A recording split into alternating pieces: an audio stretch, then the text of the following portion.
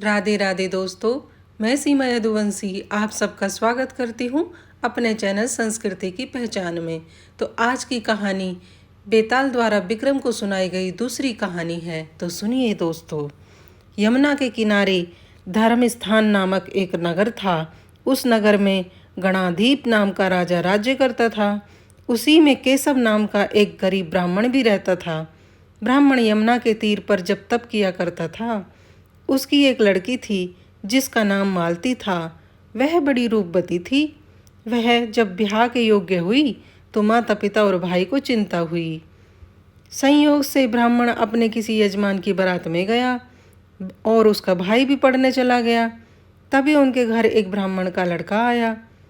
लड़की की माँ ने उसके गुण और रूप को देखकर उससे कहा, मैं तुमसे अपनी लड़की का ब्याह करूँगी।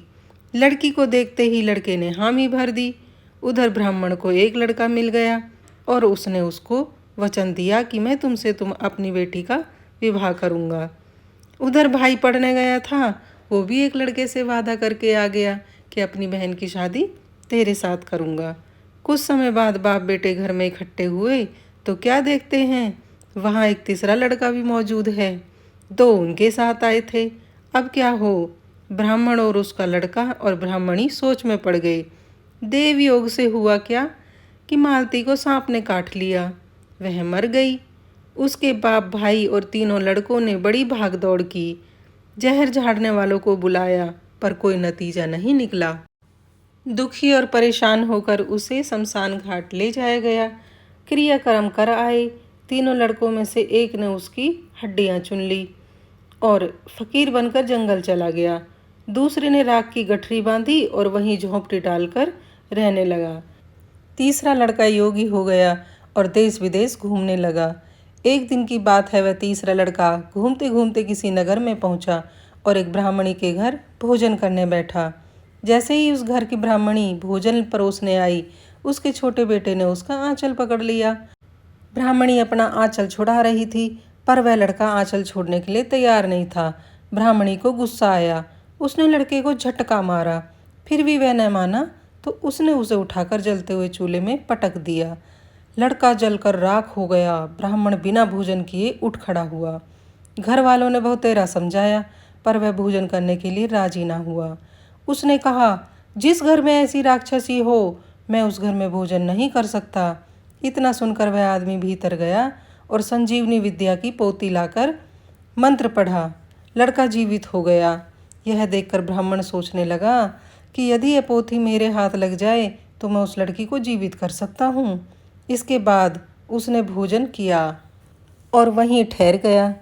रात को जब सब लोग खा पी कर सो गए तो ब्राह्मण चुपचाप पोथी लेकर चल दिया। जिस स्थान पर लड़की को जलाया गया था वहाँ जाकर उसने देखा दोनों लड़के एक दूसरे से बातें कर रहे थे।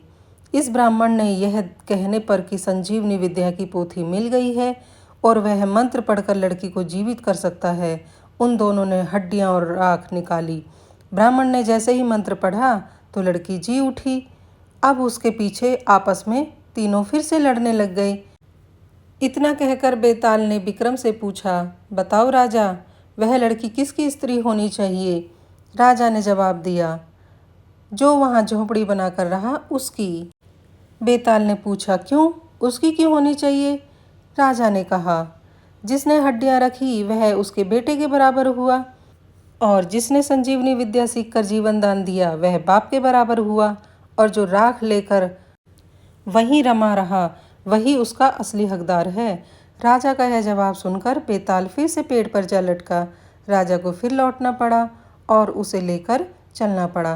तो दोस्तों, आज की कहानी यहीं पर समाप्त होती है। अगर आपको आगे की कहानियाँ सुननी हैं तो हमें कृपया कमेंट करके बताइए और अगर हमारे चैनल पर न्यू हैं तो चैनल को सब्सक्राइब कर लीजिए। वीडियो पसंद आती हैं तो एक लाइक कर दीजिए।